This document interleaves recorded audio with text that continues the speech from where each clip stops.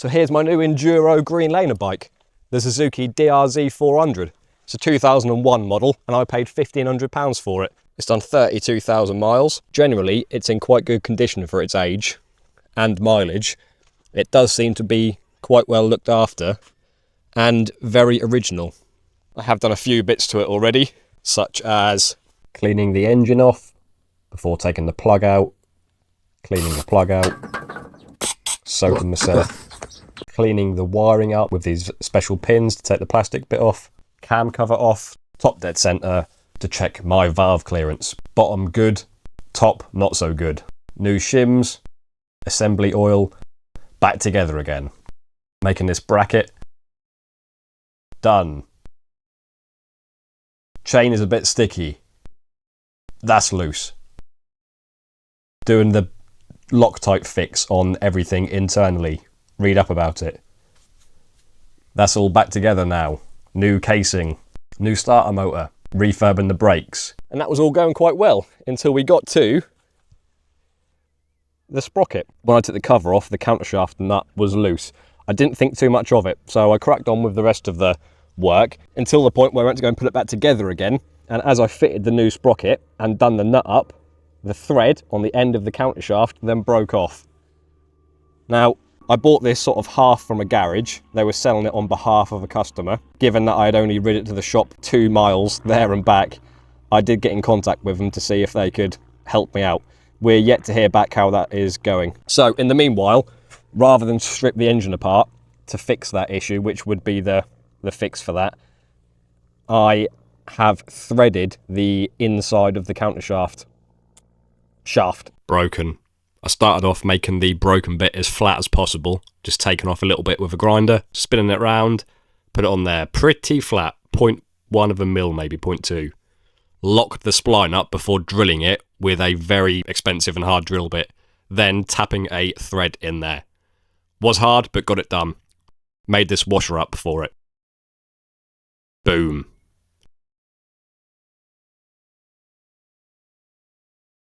This is quite a common problem with these, and I've followed the guide which is available to basically not nip the sprocket up against the bushing on the back.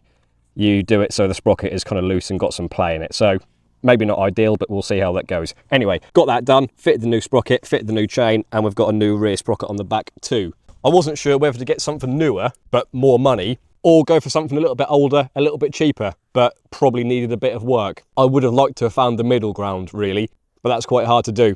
Although the DRZs are not a rare bike, they don't come up for sale too often, especially in this area. So when it's popped up locally to me, about 20 miles away, I thought I'd go and have a look at it, especially as it was from a garage. I thought it'd probably be an okay one, and I think it is an okay one. Like I say, I think it's been reasonably well looked after. I was just unlucky with the countershaft thread snapping, but there we go. Hopefully that will get sorted at some point. But we're now going to go to the shed and install some proper aftermarket parts, so let's go.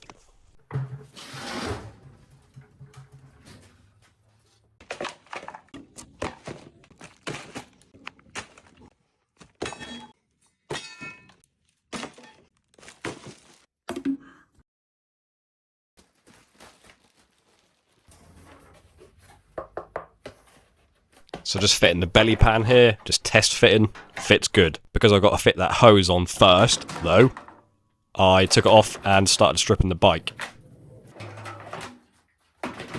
Taking the old hoses off and cleaning the spigots up, because there's a little bit of corrosion on there.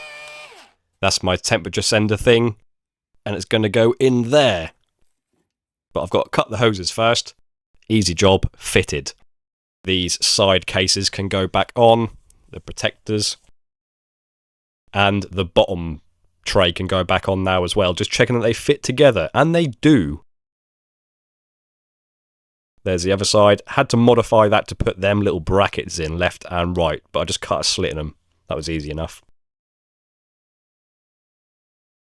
Fit my new battery and my new battery holder. Yeah, bolt that on. Nice CNC. And filling it up, of course. Then taking it apart. Again. Headlight out. Ugh, all that wiring. Gluing my grips on. Spin. Spin. Clean. Clean. Undo. undo. So here we go. This is the main thing. So I've taken the headlight off and we are going to do something about that. I have got a single 5-inch headlight to go in there and a little spotlight to go in here.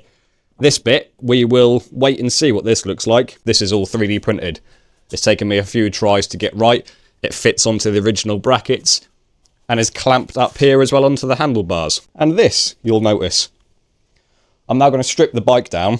This is the last time you'll see it blue, other than the tank, because it's metal. And I don't know if I can be bothered to paint it yet.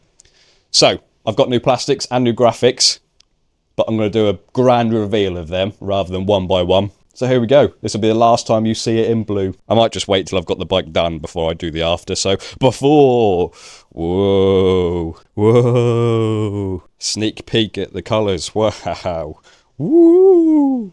And this time, are you ready for the big reveal? Huge, humongous reveal.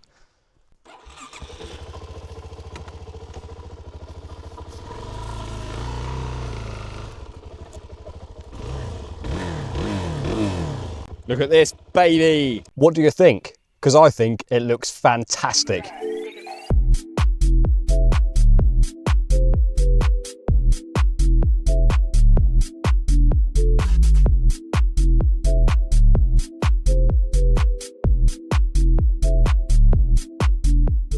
Loads of new stuff going on. Anyway, let's stop talking. Let's stop talking.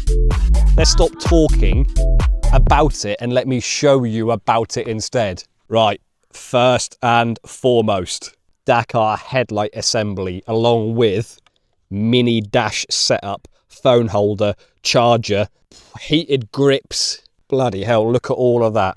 5-inch LED headlight, high and low beam. I had this for another project and I've had it sat about for a long time, so I thought I'd use it and it worked out quite well. I could possibly sell this kit if anybody was interested. Headlight bracket mounted to the inside of the original headlight brackets.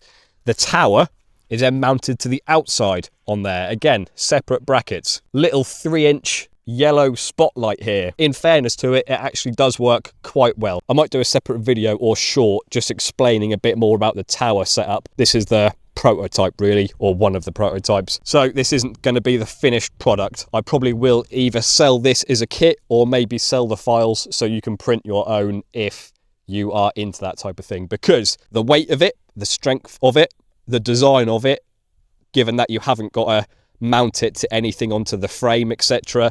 In my opinion, nobody else makes something like that, especially for the price that it could be. Half the time, people just want it for the sake of that bit and this bit.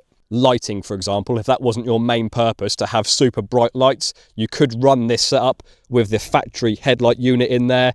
Forget all of this. This can all be changed if you want it to. So yeah, one point to mention that is on the final product, these wires will be hidden with more coverings like this bit is. But again, prototype. I've also got to stop using my hands because it's quite annoying, I think. I'm just going to point the camera there and hope you can see what I'm talking about. Mounted onto the original brackets here, if I can use my hands again. Going on to the top here, this works with the original dash. It will also work with the Trailtech Vapor dash or most other dashes on the market. We have got here the ignition barrel charger with voltmeter. We've got the heated grip controller there for the heated grips. Because these chargers were quite cheap, I wasn't sure how well I could trust them. That being said, I have tested them and they do output the correct voltage and do charge your phone. However, I've put a secondary charging lead here specifically for my phone. This is a proper charger which is mounted with a little box to go specifically from 12 volts down to 5 volts. I would trust this more than what I would trust that personally. But like I say, I have tested that, so it does work.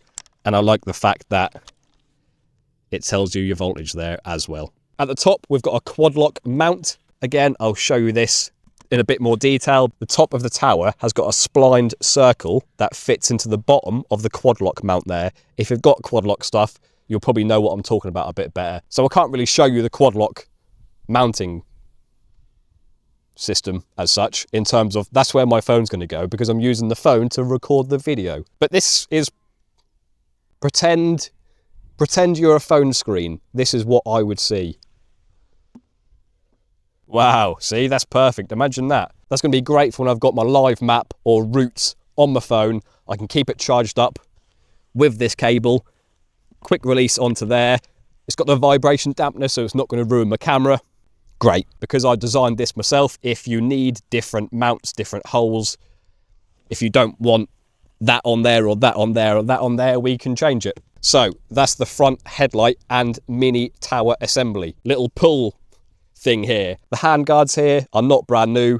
I don't really care. I had them from another project, but I had to get these brackets. Because of the secondary brackets for the tower, I couldn't then fit the traditional handguard brackets on there. I wasn't too sure what these were going to be like, but in fairness, they work well and the handguards are secure. This wire is for the temperature sender thing there that I've put in. If I do change it to a Trailtech dash, which I have got one, it will then give me a coolant sensor readout. I could fit a separate water temperature gauge or readout somewhere on this tower unit because there's lots of space for it. That is the standard switch gear. That one is aftermarket. The left-hand switch controls my little 3-inch spotlight. The main red button there controls high beam, low beam, and that one does do my horn, I think. Working our way back and slightly forward, talk about the plastics quickly. I didn't realise, but Kawasaki actually made a KLX 400. Wasn't available in the UK as far as I'm aware, but it's basically, well, it's a DRZ, so they use all the same parts, hence why you can get green panels for the DRZs. I was going to do it all green. Some of the green stuff can get very expensive. Also, I live in Norwich, so I then thought I would do it yellow and green because our football team, not that I give two shits about football, but our football team is yellow and green, so I thought I'd do that because I am from Norwich, whether I like football or not. So yeah, the graphics on there, old school, classic 90s sort of surf time. Yeah, dude, them type of graphics probably look better on camera than what they do in real life. The fitment of them was absolutely terrible. And some of the quality of the print, can't really see, but they are quite blurry. The fitment there, you can see how far that was out of where it should be. Bearing in mind, I have spent quite a lot of time cutting these graphics down to get them to fit as best as possible. Here's a good example. You see none of the lines match up properly. That hole should be up about 2 centimeters and forward. I think they're about 50 quid maybe from AliExpress. Again, you get what you pay for. If you want a nicer looking bike, buy a proper graphics kit from the UK. As it just so happens, this is an old bike and it's going to get roughed up anyway, so I don't really mind. Pink hoses, because that's pink. Down here we've got these Acerbis left and right engine guard protectors, along with their plastic bash guard as well. By the way, I quite like this idea of these DRZs, these quick release pins here to take this panel off so you can get into the air filter without taking the seat off and loads of hassle. Just quickly on here, I have done what they call the free power mod. Nothing to do with horsepower, but it essentially you mount the positive and negative leads for the rectifier straight to the battery, and it provides you with slightly more charging current for the battery, which is no bad thing because I've got these accessories on here now, so it should just help keep the battery a little bit more charged. Oh yeah, my little thing there. Yeah, that was a bit of a bummer really, but I have tapped it, thread locked it, wire locked it now as well.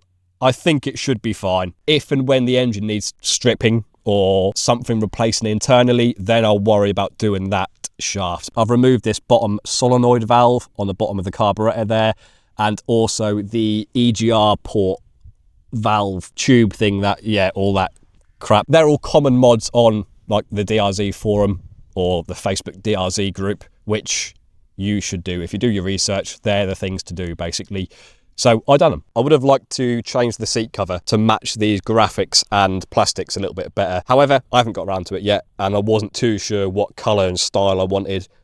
So I will do that at some point. Sort of moving on to the back, and we're nearly done. This nice CNC rack here. I wasn't too sure with it being a sort of Chinese rack. They were about 60 quid. I was more concerned about how thick the rack was, but in fairness, it probably is 1/4 of an inch. Very solid, so I'm happy with that. I like the fact it wasn't massive, nice and sleek, and hugged the back mudguard. It does fit quite well as well. I got that purely to then mount this Kemimoto bag on the back here for spares and stuff. Maybe 7 litres. Is it 7 litres? I don't know. It's a fair size. I can fit my 1 litre drinks bottle in there, as well as a little toolkit. We've then got spare levers, gloves, a rag, chain rivet link in there. Having one of the racks and bags on the back basically means that I haven't got to ride with a rucksack, which is fine, but when you're going over bumps, they jump about and annoy me. Of course, we've got the new battery in there and this nice CNC battery bracket as well, which you might have saw earlier. Pretty simple really, but it isn't going to break and it fits quite well, so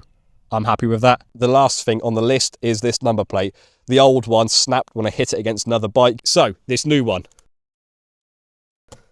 Flexible. That is something I 3D printed because I thought I'd give it a test and it works out quite cheap. No, it's not reflective, but whatever. Do you know what I mean? Whatever.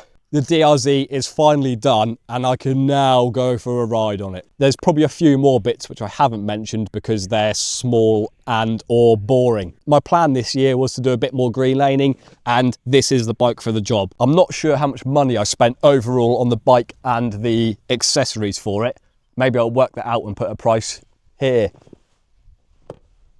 But it wasn't too much compared to what you can spend on a bike like this, and I think it will do everything which I need it to do. And although I haven't done lots of miles on it, I like it. It does make me smile, and I like the way it looks now as well. There we go. Next time you see this bike, it will be me riding it. I should possibly do more videos of me actually riding bikes rather than fixing bikes, but I do enjoy them equally, and I've got a lot of bikes to fix, which reduces the time that you can ride. Anyway, you will see me riding this bike and giving a review on the DRZ 400. Until then, see you later. Let me know what you think of this awesome looking bike, by the way, and if you don't say it's awesome, really cool, then don't comment anything. Thanks.